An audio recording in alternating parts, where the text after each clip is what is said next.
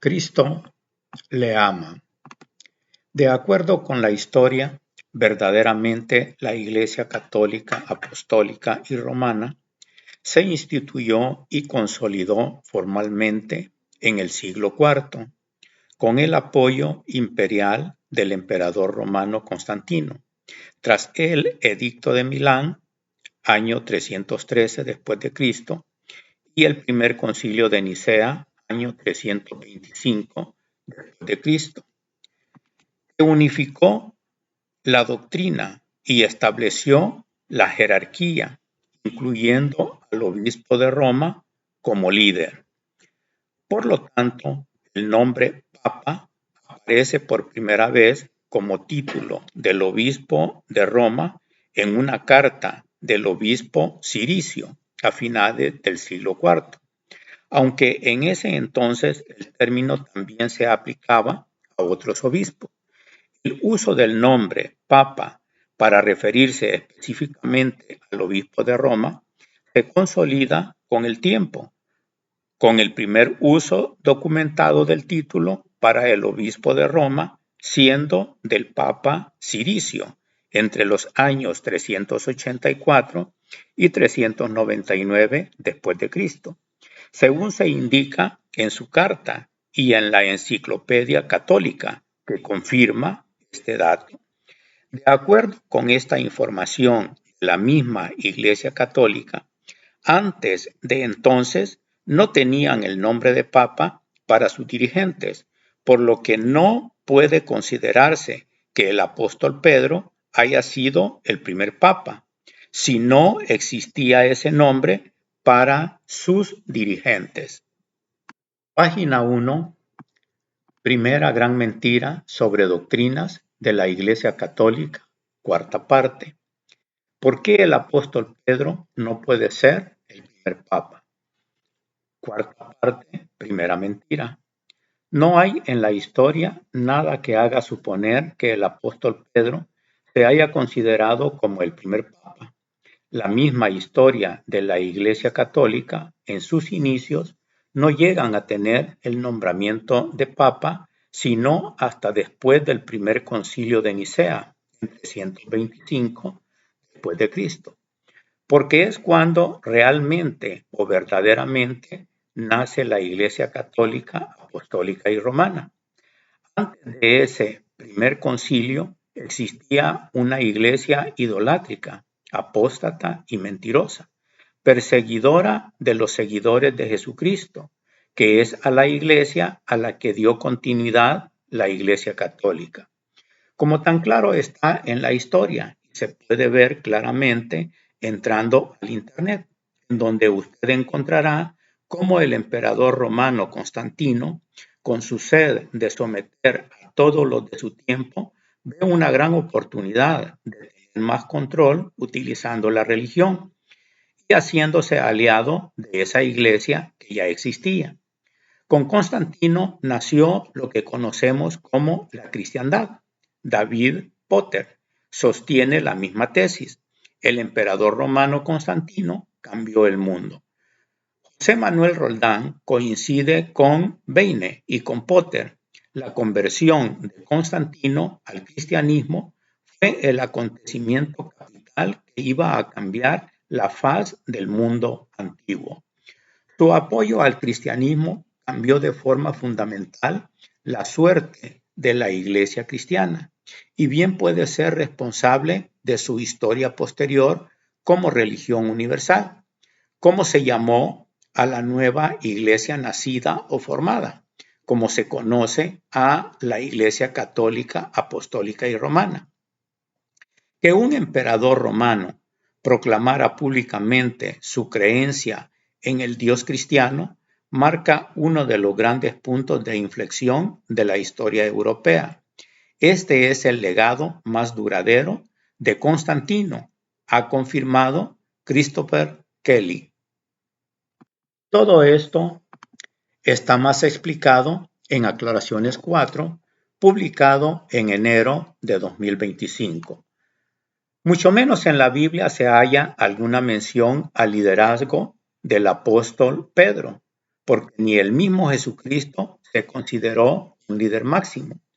Más bien siempre se consideró como un servidor, y fue lo mismo que les inculcó a sus apóstoles, como escrito está en Lucas 22:26.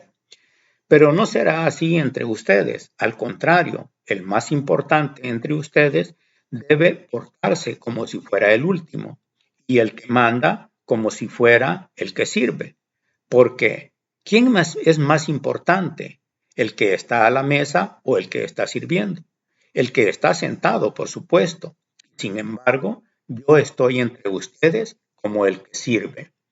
Lo que sí existía en los tiempos en que Jesucristo estuvo aquí en la tierra era una iglesia apóstata, una iglesia mentirosa, una iglesia idolátrica, una iglesia violenta, y que más bien se hacía ver como una iglesia perseguidora de los verdaderos seguidores del Dios único y verdadero de su Hijo Jesucristo.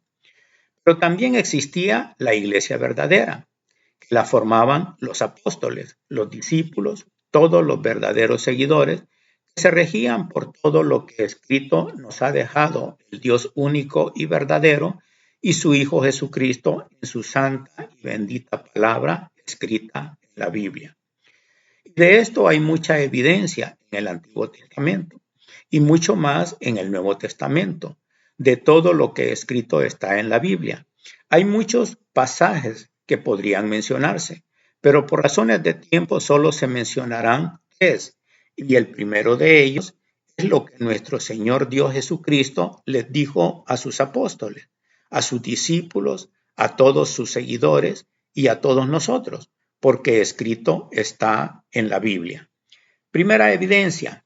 Esta se da cuando los apóstoles le piden a Jesucristo que les enseñe a orar, como escrito está en Lucas 11:1. Un día estaba Jesús orando en cierto lugar. Al terminar su oración, uno de sus discípulos le dijo, Señor, enséñanos a orar, como Juan enseñó a sus discípulos.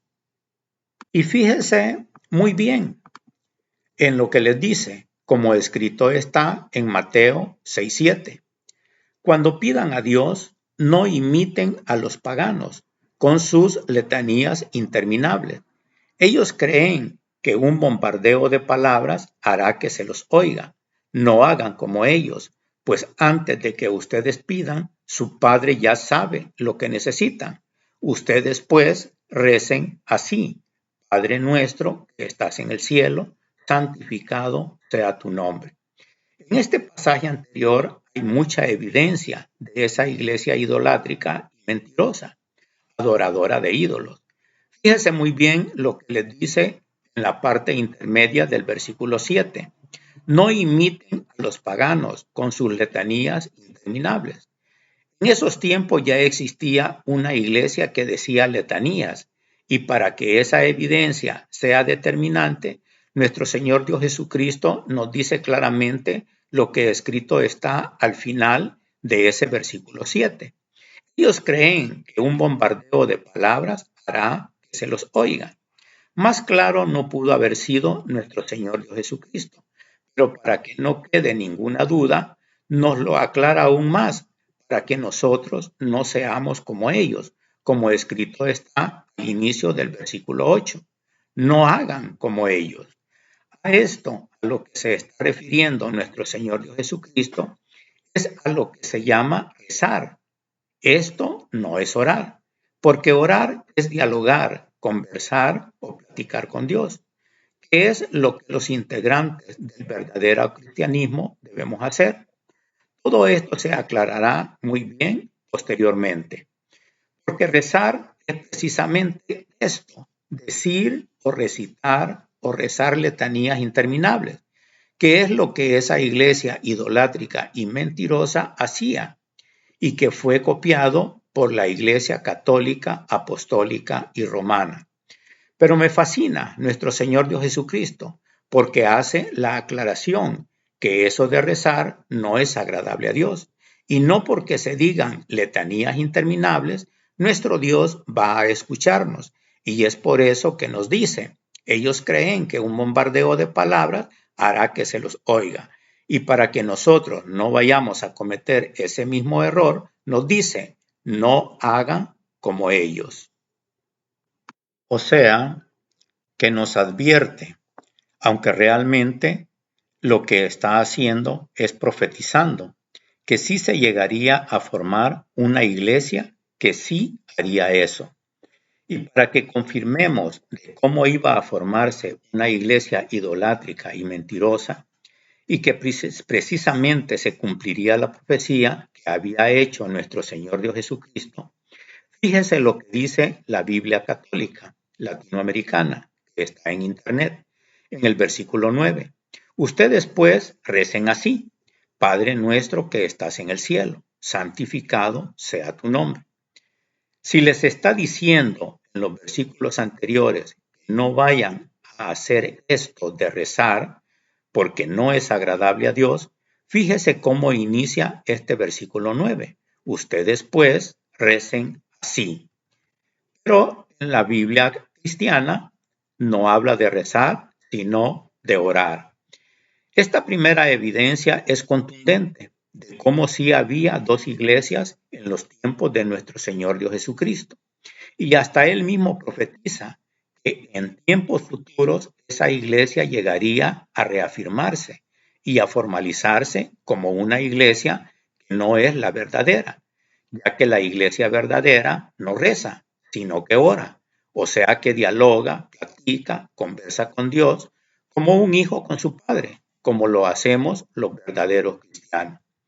Segunda evidencia. Esta segunda evidencia, entre muchas otras que hay, es cuando los apóstoles están cumpliendo lo que Jesucristo les había encomendado, que predicaran el evangelio verdadero.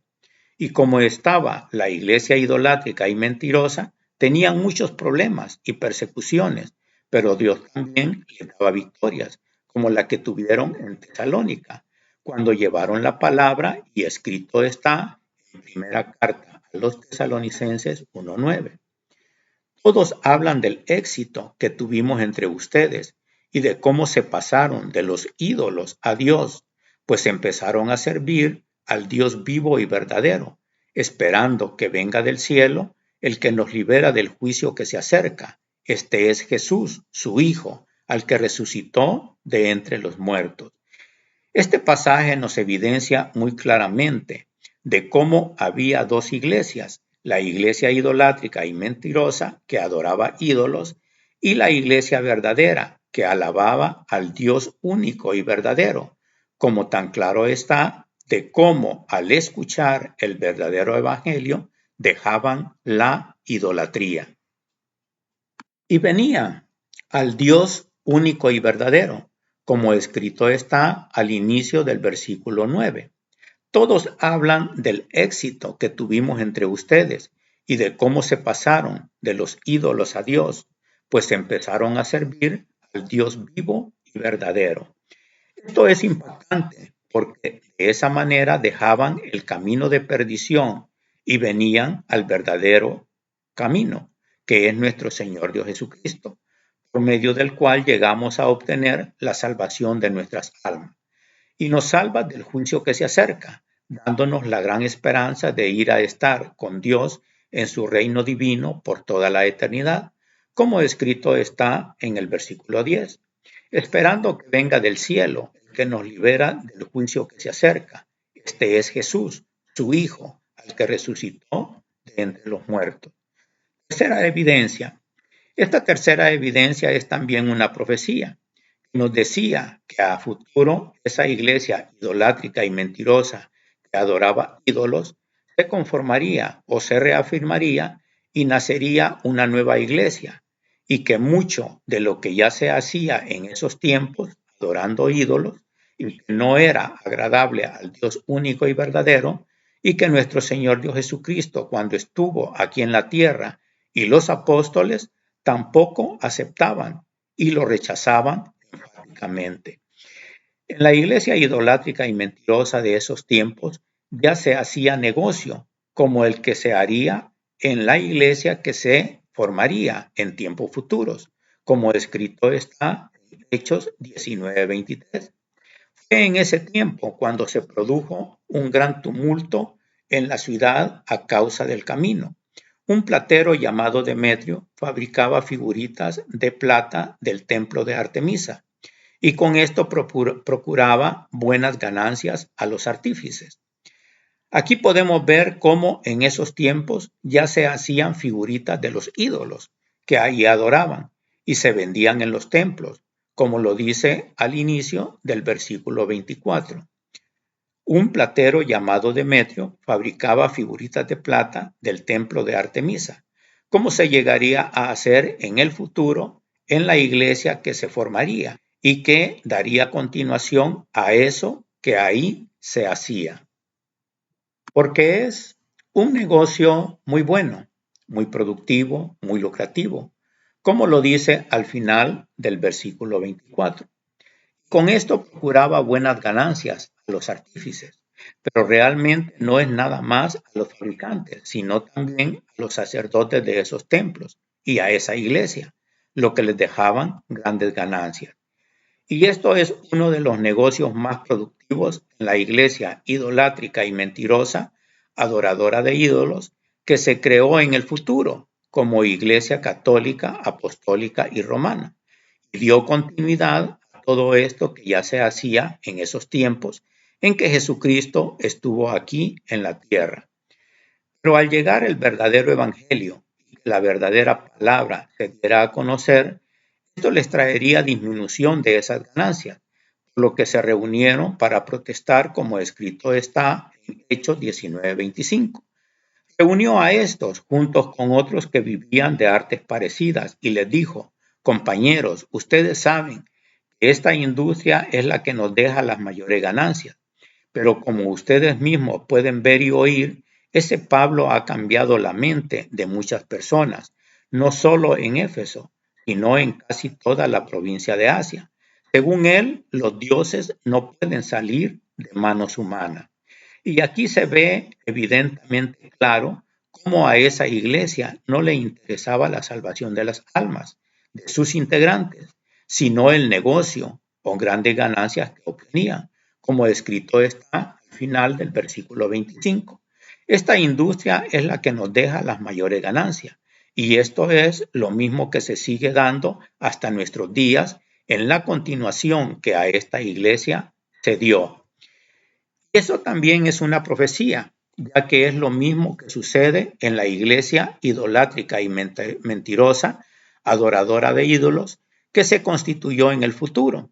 Y en ese tiempo le echaban la culpa al apóstol Pablo por decirles la verdad, como dice al final del versículo 26.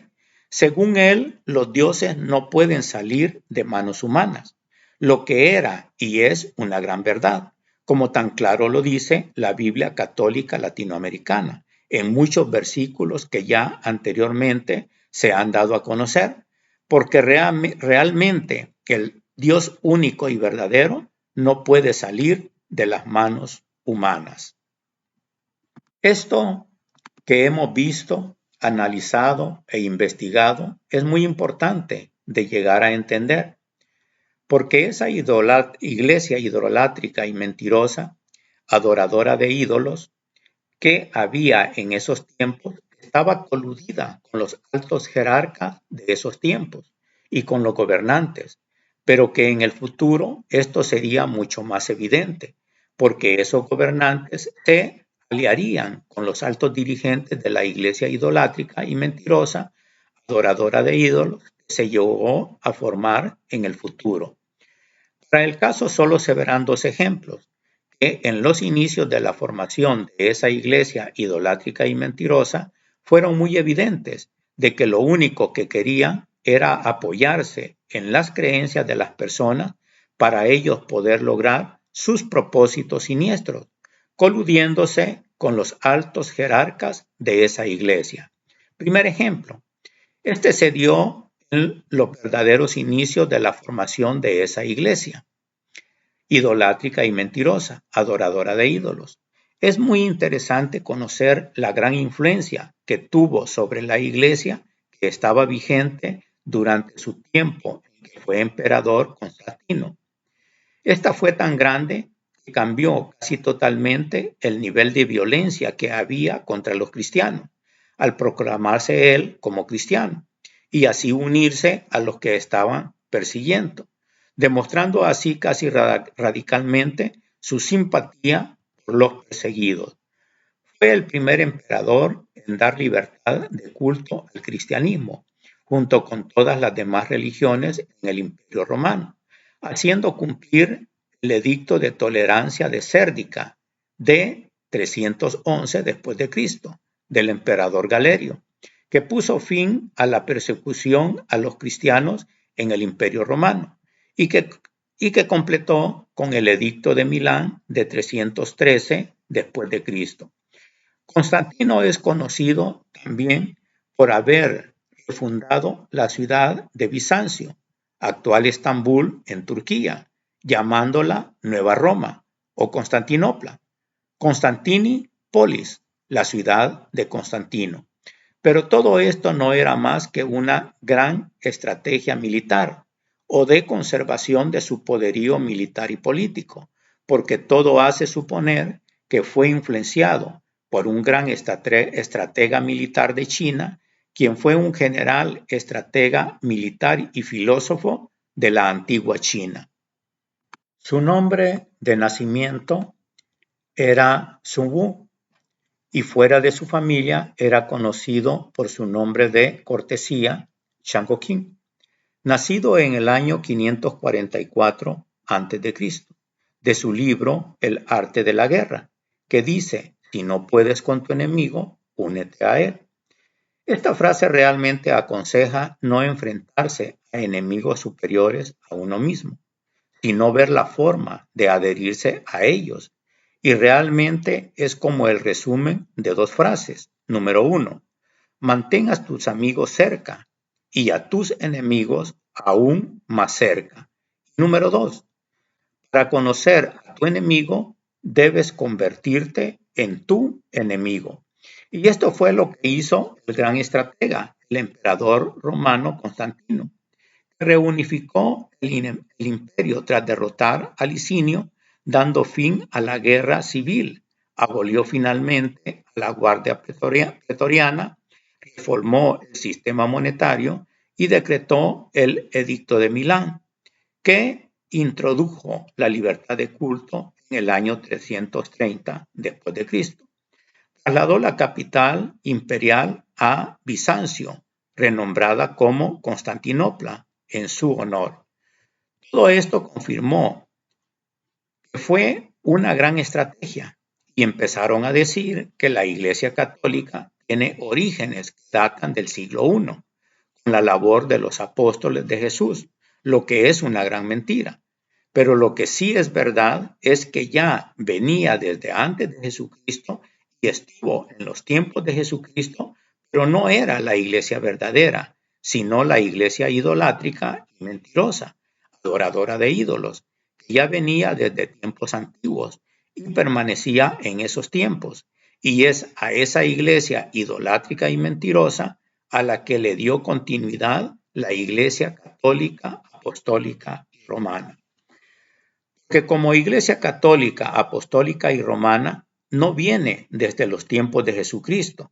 Y esto ahora, con toda la información que hay en la historia y con la inteligencia artificial, se puede constatar, porque según la historia no hubo una iglesia con ese nombre en los tiempos en que nuestro Señor Dios Jesucristo estuvo aquí en la tierra, y mucho menos después que Él partió de este mundo. Porque si así hubiera sido, los apóstoles y los demás hombres de Dios, a los cuales nuestro Dios único y verdadero y su Hijo Jesucristo inspiraron por medio de su Santo y bendito Espíritu para que escribieran lo que nos dejaron por escrito en la Biblia. Ahí hubieran dejado plasmado por escrito esa evidencia. Después de Jesucristo pasaron por lo menos unos 30 años más en que los santos hombres de Dios escribieron las cartas o epístolas que aparecen en la Biblia, en el Nuevo Testamento. Y no hay ninguna parte de la Biblia que haga mención a la Iglesia Católica, Apostólica y Romana. pero sí hay evidencia de que sí existía una iglesia idolátrica y mentirosa, adoradora de ídolos, como se dan los ejemplos en las 3 evidencias que se vieron de esa iglesia al inicio de este mensaje. Según la historia, y usted lo puede constatar en Internet, en los primeros 3 siglos del cristianismo solo existía una iglesia idolátrica y mentirosa, adoradora de ídolos, que es a la que dio continuidad la Iglesia Católica, Apostólica y Romana, de acuerdo a las evidencias vistas al inicio de este mensaje, con datos que escritos están en la Biblia Católica Latinoamericana, que es la Biblia en la que supuestamente están cimentadas sus creencias o fe. Y claro, que también existía la iglesia verdadera, la que sigue existiendo hasta en estos días, en la que estaban y estamos los verdaderos seguidores de Jesucristo. Y estos seguían y seguimos la verdadera doctrina, de acuerdo a lo que nuestro Dios único y verdadero y su Hijo Jesucristo nos dejaron por escrito en su santa y bendita palabra escrita en la Biblia. Estaban y estamos alejados de todas las enseñanzas idolátricas y doctrinas de hombres que existieron y siguen existiendo hasta en estos días, en donde adoran ídolos. De acuerdo a la historia, verdaderamente la Iglesia Católica, Apostólica y Romana se instituyó y consolidó formalmente en el siglo IV, con el apoyo imperial tras el Edicto de Milán, año 313 después de Cristo, y el primer concilio de Nicea, año 325 después de Cristo, que unificó la doctrina y estableció la jerarquía, incluyendo al obispo de Roma como líder. Su consolidación se dio en el siglo IV, cuando se convirtió en la religión oficial del Imperio Romano. El nombre Papa aparece por primera vez como título del obispo de Roma en una carta del obispo Ciricio a finales del siglo IV, aunque en ese entonces el término también se aplicaba a otros obispos. El uso del nombre Papa para referirse específicamente al obispo de Roma se consolida con el tiempo, con el primer uso documentado del título para el obispo de Roma siendo del Papa Ciricio, 384 a 399 después de Cristo. Según se indica en su carta y en la Enciclopedia Católica, que confirma este dato. El título de Papa comenzó a usarse exclusivamente para el obispo de Roma alrededor del siglo XI, aunque se remonta a usos anteriores, según Wikipedia y la Universidad de Piura. El primer pontífice en usarlo exclusivamente como título para el obispo de Roma fue Gregorio VII, 1073 a 1085 después de Cristo. La primera persona en llevar el título en Occidente fue el Papa Ciricio en 384 a 399 después de Cristo. Uso temprano del título Papa. Se utilizaba originalmente para referirse a cualquier obispo o sacerdote, pero se comenzó a usar para el obispo de Roma desde el siglo XI. Papa Ciricio, año 384-399, es el primero en llevar el título Papa en Occidente. Papa Gregorio VII, años 1073 a 1085 después de Cristo. Este pontífice hizo que el uso del título Papa fuera exclusivo para el obispo de Roma. Por lo tanto, el apóstol Pedro no pudo considerarse como el primer papa, si ese título no se conocía antes, sino solo a partir de entre los siglos III y IV. La Iglesia Universal, que es como se conoce a la Iglesia Católica, Apostólica y Romana, fue acomodándose con acuerdos que se dieron entre sus altos jerarcas y los gobernantes de todos los tiempos. Todo se fue dando por conveniencia, como lo vemos a través de la historia. de lo cual hay muchos ejemplos, pero solo vamos a considerar estos dos. Segundo ejemplo. Este se dio cuando Benito Mussolini necesitaba de la Iglesia para poder solapar su dictadura, y es por eso que consideró el Vaticano como un país soberano, debido a los pactos de Letrán de 1929, que establecieron un Estado independiente para la Santa Sede y la Iglesia Católica, garantizando su autonomía frente a Italia. Para ser considerado un país, debe tener territorio definido, población, gobierno propio y capacidad de establecer relaciones internacionales, requisitos que el Vaticano cumple con su propio territorio, leyes canónicas, el Papa como jefe de Estado y su propia representación diplomática. El Tratado de Letrán, en italiano Patti Lateranensi, en latín Pacta Lateranensia, fue uno de los pactos de Letrán de 1929, acuerdos entre Italia bajo el reinado de Víctor Manuel III y Benito Mussolini y la Santa Sede bajo el Papa Pío XI para resolver la prolongada cuestión romana. El tratado y los pactos asociados recibieron el nombre del Palacio de Letrán, donde se firmaron el 11 de febrero de 1929. El Parlamento italiano los ratificó el 7 de junio de 1929. Mussolini reconoció que necesitaba a la Iglesia para generar un verdadero apoyo popular a su dictadura. Mussolini se había declarado ateo y mostraba públicamente muy poco respeto hacia cualquier religión. Pronto el pontífice y el dictador establecieron negociaciones secretas a través de emisarios. El resultado fueron los históricos acuerdos de Letrán de 1929. El tratado reconoció a la Ciudad del Vaticano como un Estado independiente, bajo la soberanía de la Santa Sede. Italia también acordó otorgar a la Iglesia Católica una compensación financiera por la pérdida de los estados pontificios en 1948. El Tratado de Letrán fue reconocido en la Constitución italiana como el instrumento que regula las relaciones entre la República Italiana y la Iglesia Católica. El tratado estableció la Ciudad del Vaticano como un país independiente, otorgando así 44 hectáreas de tierra, que ahora serían totalmente independientes y gobernadas por el Papa, y que a estos momentos tiene uno de los bancos más ricos del mundo.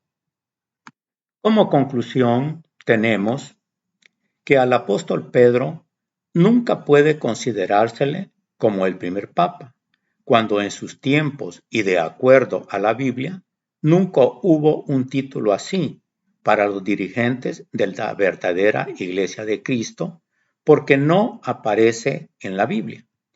Ni en la iglesia idolátrica y mentirosa, adoradora de ídolos de esos tiempos, tampoco lo hubo.